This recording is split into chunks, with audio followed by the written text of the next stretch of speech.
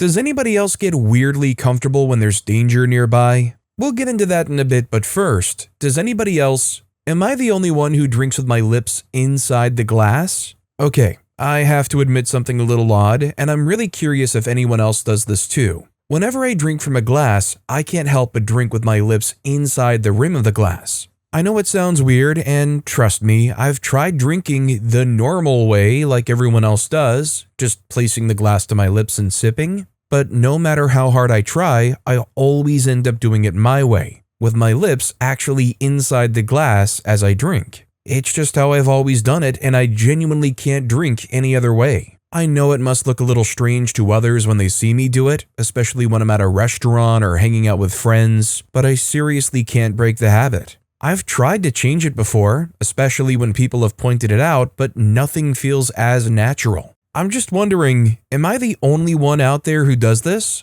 I know it's probably not normal, but I can't help it. So, I don't want to be rude to OP, but I've never heard of such a thing in my life. I mean, I guess I can imagine the way they're talking about, but it definitely doesn't feel right. It's almost like a vacuum kind of thing. Like you peek your lip over the edge of the glass and you just start vacuuming. Anonymous left a comment on the post saying, "This might be one of the very, very few times where it actually is just you." Also, hi, I'm Steven, and if you guys enjoy getting to find out if anybody else's weird quirks are similar to yours, why not hit those like and subscribe buttons down below?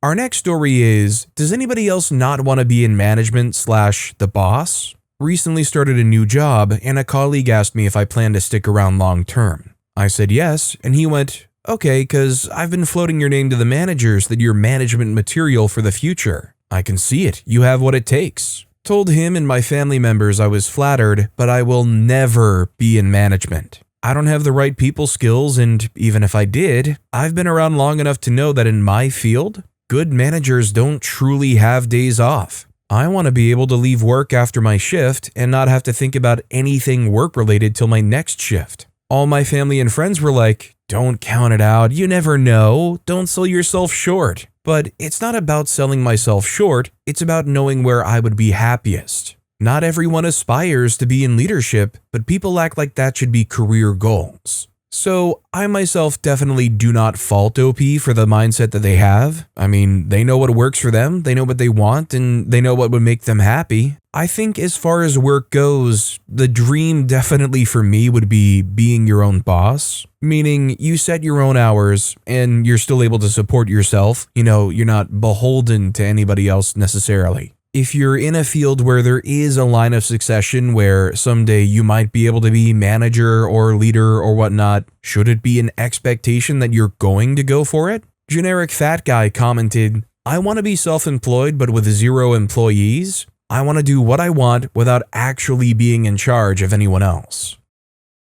Our next story is, does anybody else find that anytime a TV is turned on in someone's house, motion smoothing is on? It's not a choice they made, and they can never ever tell the difference? Is it most people who don't even know what it is, or is it just chance that I don't know anyone who does? I can't stand motion smoothing on anything other than sports. It feels like watching a cheap soap opera. I fix these TVs all the time, with permission, and they say they can't tell the difference. I just say that it's a default setting not meant for movies and shows, and it's just met with indifference. When I watch football, I turn on motion smoothing because it makes sports way easier to watch and follow. I'll forget to turn it off, and my wife will just watch shows and movies like that until I come in, notice, and then fix it for her. It's a running joke between us that she can't tell the difference. I've done the A-B thing with her. She thinks I'm crazy, and we just laugh about it. So, is it some weird sensitivity I have? Do most people just not pay attention and not care?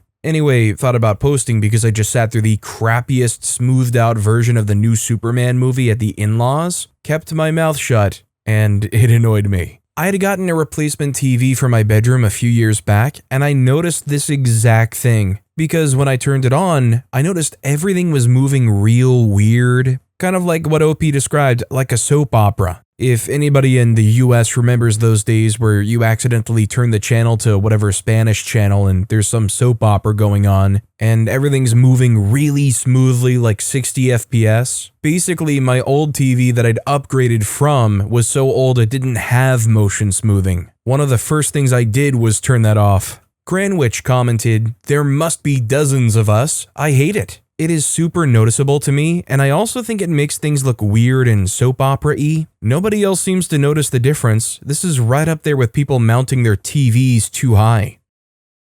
Our next story is, does anybody else have less and less tolerance for people's nonsense/toxicity as they get older? I've hit a point in my life where I see time, money, and energy as three precious resources in limited supply. I used to give them away freely, but not anymore. People who drain them now get an immediate internal and sometimes external freak off from me. This isn't about being mean, it's about survival. For me, this looks like no longer chasing the love of a mother who never showed it, no longer engaging with a sister who treats me like her worst enemy, no longer wasting energy on a coworker's evil or idiotic political views. I'm just done. It feels like I've run out of the energy to pretend that these things are okay. Am I the only one who has reached this point? What people or behaviors have you become completely intolerant of? Add to this, a coworker who has an idiotic political and moral view of the world? I cut him off. A company Christmas dinner where you have to do the cooking for other guests. Idiot HR thought it would be fun to do wacky stuff.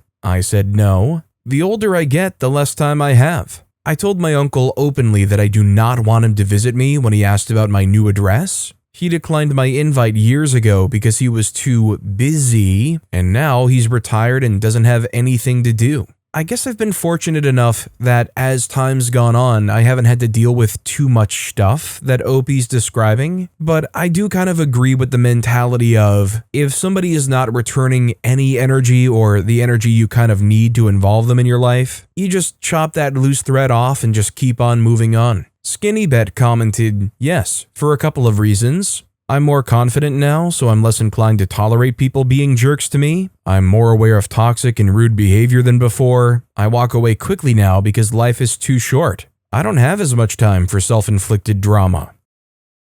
Our next story is, does anybody else feel deep down that anyone you interact with would rather not interact with you, regardless of what they say or how it seems on the surface, with very, very few exceptions? I really have trouble making real friends and connections because of this. I'm constantly concerned that I'm overstaying my welcome or taking up too much of somebody's time in every interaction I have, and I make a conscious effort not to think this way, but it never works. I always loop back to it, and it often results in me cutting interactions short for what I believe to be the sake of the other person, believing that if not now, soon they will start to have regrets about interacting with me, but not voice it due to social etiquette, and I care about how I make others feel even though I shouldn't too much. I've also always been a little off, so maybe this has something to do with it. Quality over quantity, I suppose, but I don't like going through life with this thing whispering in my ear that I'm not worth the time of others all the time. I just want to say, if anybody has any tips for improving in regards to this, I would love to know because it definitely completely describes me. I'm honestly terrified of asking friends to hang out or play games or something because I guess I have an irrational fear that maybe they're not going to have time or it's going to feel like one of those, oh, I guess I'll hang out with him because I've got to show appearances like I care. Like they would just be doing it to appease me. I mean, it's kind of sad to say out loud, but there are times where I'm thinking to myself, does this person actually even like watching movies or a TV show with me or hanging out sometimes? It's one of those things that I feel I can understand it is an irrational way of thinking. It still kind of permeates around in my brain. Dream Revolution commented, absolutely. It's why I hate making phone calls and could never canvass, even though I really want to support some candidates. Jojo Badine replied, I feel that with most people too. My worst fear is being that person who isn't self-aware. I think to myself, quit while you're ahead. Our next story is, does anybody else never laugh when watching comedy shows, even though you still find it entertaining? The only thing I laugh at nowadays are stupid reels I see on Instagram and the comments. I like a lot of sitcoms. I find the jokes good. I wait all day for them to be on TV, but I don't laugh at them. Not like how I laugh at Instagram Reels. To be honest, the only show that this doesn't apply to is Family Guy. There's been some quite recent times I can remember where I was watching it and it's genuinely made me laugh. But with my other favorite sitcoms, people say that they burst out laughing at certain scenes, or they laugh at a certain line, even when it's being quoted, or that they watch it when they need a good belly laugh. That doesn't apply to me. I just don't laugh at those shows, even though I consider them as funny. They're just entertaining for me. I think it's just that I don't find structured, normal, clever jokes funny, but instead, I find random stupid stuff funny. That's probably why no funny TV show makes me laugh like something as random and stupid as Family Guy, or Instagram Reels, or the random thing that comes up in my head when someone's talking to me. So I myself feel this all the time. A lot of it makes me wonder if it's related to the fact that I'm not a very expressive person. I've always been fairly introverted, especially when it comes to putting my emotions out there. I really wonder sometimes if that's in part conditioned me to not have an easy laughing reaction.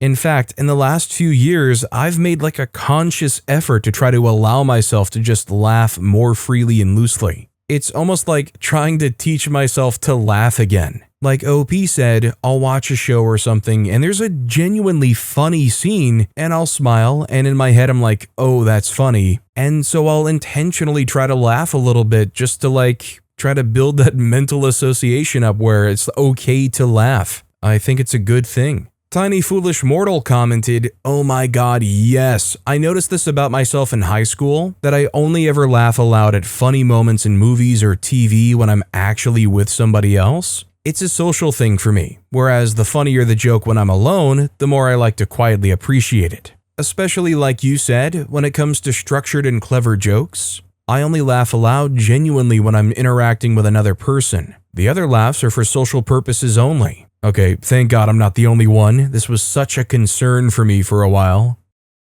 Our next story is, does anybody else have a weird memory from their childhood that they can't tell if it's real or not? I remember when I was a kid, first grade to be exact, because I remember which teacher I had. We were working on a papier-mâché project. There was this liquid or something that the teachers were telling us not to get on our skin, and if we do, to wash it off immediately. Anyways, we were done and we went out to recess, and after a few minutes of playing, I look at my arm and I see like a hole. It was like the size of maybe a golf ball or bigger. My arms were small and there were strings of skin across it that looked like spider webs almost. I was terrified and I showed my friends and they were like, what the heck? There was another boy who had the same thing on his arms or something and we were freaking out. I believe I started crying. We run to the teachers and the teacher was like, oh, just go run and wash it off. So we bolted inside and I guess it washed away because I don't remember what happened after. Anyways, I guess it must have been nothing, but to this day, I have no idea what happened or why I saw holes in mine and the boy's skin.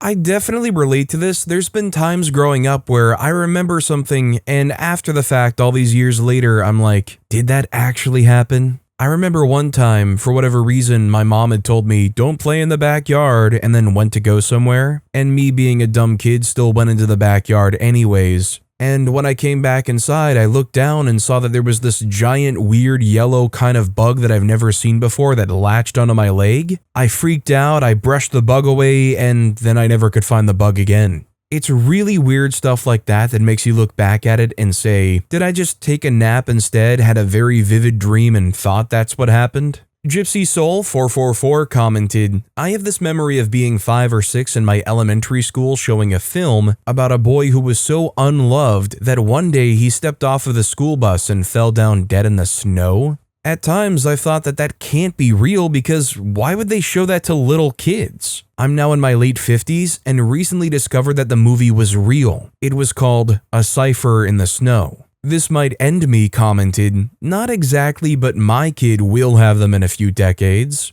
He's autistic and we took him to Meow Wolf in Santa Fe. There's no way someday he won't wonder if that was a fever dream. Mom, Dad, did we walk through a refrigerator into a new dimension? Well, son, something like that.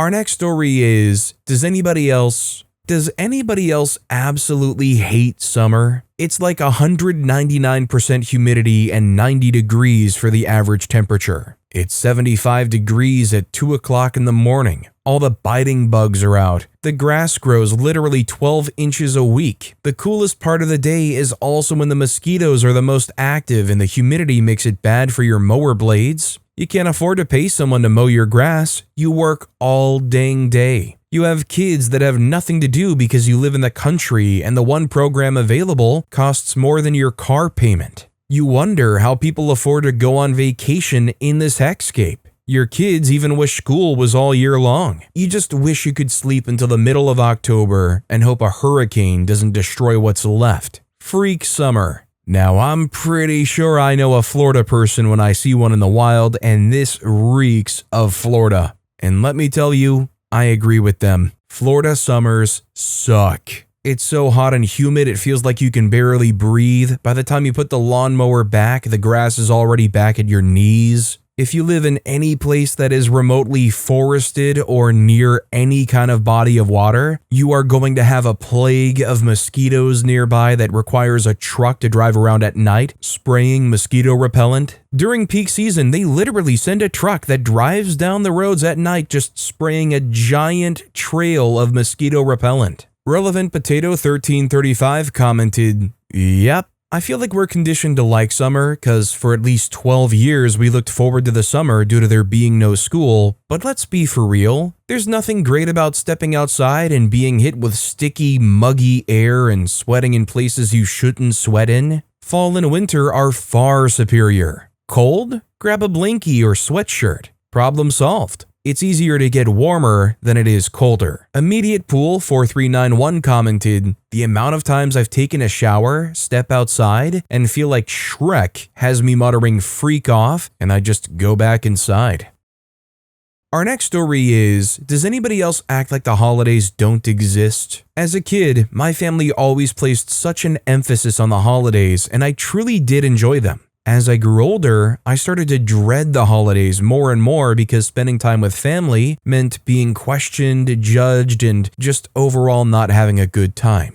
Having to change my whole routine to try to make it to a holiday function and feeling like I have to put on a show or act the way others want me to is so exhausting. I've struggled with severe anxiety and depression for years now, and going to a family function means days trying to get myself back into a good headspace and continue on with life. So I've quit going, and my family doesn't like it. I do visit my parents, and they keep it low-key and respect me, but even they have expectations of when they want me to be there, how long I need to be there, etc. Today, I actually told them that I'm planning on working during Christmas. My work is offering double time, and I enjoy my job. Has anyone else cut the holidays out completely and been happier? I myself usually keep things pretty low-key. I'm not a very outgoing person, and granted, throughout all of my life, my extended family haven't been super close and have been more combative than close. Like, for Christmas, I'll keep it very low-key, have a few of my immediate relatives, have a nice meal, play some family games like board games that we always loved. Nothing that requires too much commitment or going way out of the way in any way that could negatively affect me. Nearby Quantity commented, "This will probably be a common response. I too loved holidays as a kid, but as an adult, they're stressful and exhausting. I would rather go to work unpaid than go to most of them. However, when you're a parent yourself, you need to put on your best mask and bear through it. I also tell myself that one day some of these people won't be around anymore." Our next story is, does anybody else feel like garage sales aren't cheap anymore and people price a lot of stuff pretty crazy? I could be totally wrong. Maybe I'm just remembering back to the days when I was young and probably remember 25-cent movies and cheap toys and wasn't really paying attention to common adult items. But now I see so many garage sales with IKEA furniture being sold for 3/4 of their new price. Undesirable clothing listed at department store prices. Overpriced, mediocre, old, rusty craftsman tools from the 90s. Like, people are actually trying to make good money off of their unwanted junk. I love garage sales and finally found one today where a clearly wealthier suburban family was just practically giving stuff away. Nice stuff, and that's how I remember it. While on the flip side, a garage sale in my neighborhood had a boomer trying to sell his crappy destroyed Black & Decker garbage tools for like insane prices, like $50 for a broken 90s air compressor drill from Sears.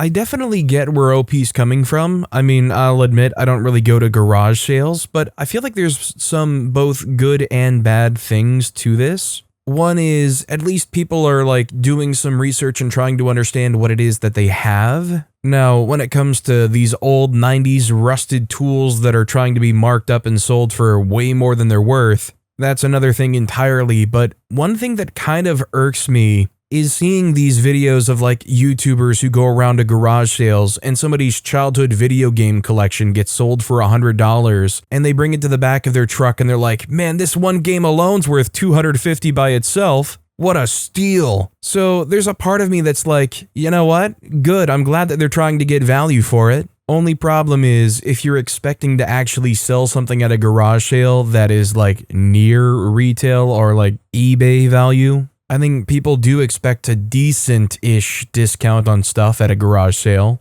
Eli5678 commented, depends on how desperate they are to get rid of crap. You gotta find the ones where they're moving and really don't want the crap, especially if you show up right before the yard sale is over. The worst yard sales are the people who host yard sales every single week during the summer. If you go yard sale shopping enough in an area, you'll see the same addresses pop up every week. A lot of my clothing and books I've gotten for $1 or $2 from yard sales. $1 today at a yard sale is the 25 cents of 15 to 20 years ago. Inflation, you know? Our next story is, does anybody else feel like they can't relax until everything at home is clean and done? I feel like I can't truly relax or be content unless everything around my home is cleaned, organized, and taken care of. When I first moved into my place years ago, back when I was single, I was almost obsessively focused on keeping everything spotless. If things started looking cluttered or dirty, it would seriously affect my mood. Then I met my wife, who eventually moved in, and she wasn't nearly as concerned about that stuff as I was. It drove me crazy at first and caused a few minor arguments. Eventually, I realized it wasn't worth the stress or the tension, and I've gotten better about not obsessing over perfection, but the feeling still pops up. Even now, I'll have a day off and find myself beating myself up if I'm not cleaning or organizing something. I work a minimum of 100 hours bi-weekly and average around 110 to 120 hours or so. This makes me feel like I deserve to relax on rare days off and not feel like I have to do everything. Does anyone else deal with this? And if so, have you ever found a good balance? I don't want to swing too far to the other way and become a slob, but I'd love to reach a point where I can recognize that not everything needs immediate attention. I'm gonna be honest, I wish that I could swing more in OP's direction than I could possibly relate to what OP's saying. I'd say I'm probably more on the too lackadaisical side. I mean, honestly, it probably couldn't be much more of the opposite than what OP's experienced in my experience. Lost in Paradise 4748 commented, yes, people say there's so much free time outside of work, but I literally cannot relax if I don't feel like my house is clean. Twice a week, I do full cleanings, sweeping, vacuum, mop, dust, etc. Baguette1126 replied, I wish I was the same way. I'm totally the opposite. If it gets really bad, then yeah, but usually a little mess, I can live with. Our next story is, does anybody else get weirdly cozy when there's ambient danger, but you're safe? I don't know how to explain this without sounding ridiculous, but here goes. You know that feeling when you're camping and it's pitch black outside and you hear something moving around in the woods, but you're zipped up in your sleeping bag next to a friend? Or when there's a storm outside absolutely battering your windows, but you're dry and warm inside? Or even just being on the second floor of your house at night knowing your doors are locked. It's not the same as watching a horror movie or something fictional, it's more like there's real potential danger nearby, but there's this thin layer of protection between you and it. And somehow that feels better than if there was just nothing threatening at all. Like, being completely safe in a situation where there's zero danger doesn't hit the same way. I catch myself almost seeking out this feeling sometimes, staying up late when everyone else is asleep, sitting by a window during a thunderstorm. I don't actually want to be in danger, but I want to be adjacent to it. Does this resonate with anyone, or am I just weird? I wonder if it's like a novelty thing. Or maybe taking another stab at it, maybe it's the heightened sense of protection. Like you have this blatant reminder of something that is scary or spooky or dangerous, but it only serves to heavily reinforce the knowledge that you're safe, you're cozy, you're comfortable. It's like a reassuring blanket of, that thing can't hurt you. That said, I myself absolutely don't find anything more comfortable than being able to lay next to a window when it's absolutely pouring outside. Growing up, I was apparently able to sleep through some storms that people were shocked I'd be able to have slept through. Small Angry Bee commented, the cozy feeling of being indoors while it's raining/storming is called chrysalism. I am unsure if that truly encompasses being safe from true danger though. Curious if anyone knows of a more apt term for this? No Association replied, I live in a snowbelt area, we get a lot of blizzards. I am at a zen-like state when this happens. Even though I know we'll be completely snowed in and probably lose power, I don't care. I love it. Our next story is, does anyone else have relatives with the coolest life stories that they don't share until they casually come up in conversation? My dad, for example, I was born when he was 49, he lived a full life before me. Me in 4th grade doing an MLK project, Dad says, oh, that picture looks like the march in Georgia. I was a little boy when Oma and Opa took me. Opa shook his hand. Me in 7th grade, really into music, watching a Woodstock documentary. Dad says, oh, look at that, what nice memories. The thing they're not showing is the bloody rain and mud. I slept in a garage bag to keep dry. Me in high school watching the movie The Dictator. Dad walks in seeing a statue of Kim Jong-il. Oh, I've been there. I say, Dad, that's North Korea. No one's been there. Dad pulls out a photo album from college with a picture of him and a group of student journalists in front of said statue. Like, come on, what is with that? I wish I could relate to that. I haven't met too many people that have imparted crazy life stories like that upon me. However, in a slightly less substantial way, I've definitely realized over the years that there's a lot of personal life stories from my parents that I've never heard just because I've never pressed or inquired about them. Let's say their high school days or growing up. I came to realize recently that I just never really asked much. I just didn't really even take it for granted, just didn't think about it. RarePupper1992 commented, hi, I'm one of these people. My life story is insane and I've lived a lot of different lives. What am I supposed to do? Host a dinner party and tell everyone my extensive lore? Stuff just comes up as it's relevant. Sideways92 replied, exactly. I only know the number of countries I visited because when my son was in the 4th grade, my son did one of the countries where I lived as their International Day country. I had currency, driving maps, souvenirs, national park maps. So he asked how many other countries I'd lived in, 5 total, and how many I'd visited. Well, traveling was a main part of my job for almost 20 years. I didn't know the answer to the second question, so we bought a cheap wall map of the world and marked them. 91. But as somebody else in the comments said, it doesn't come up in casual conversation. I've got great tips on places to stay in some real hotspot cities and in some incredibly out-of-the-way places.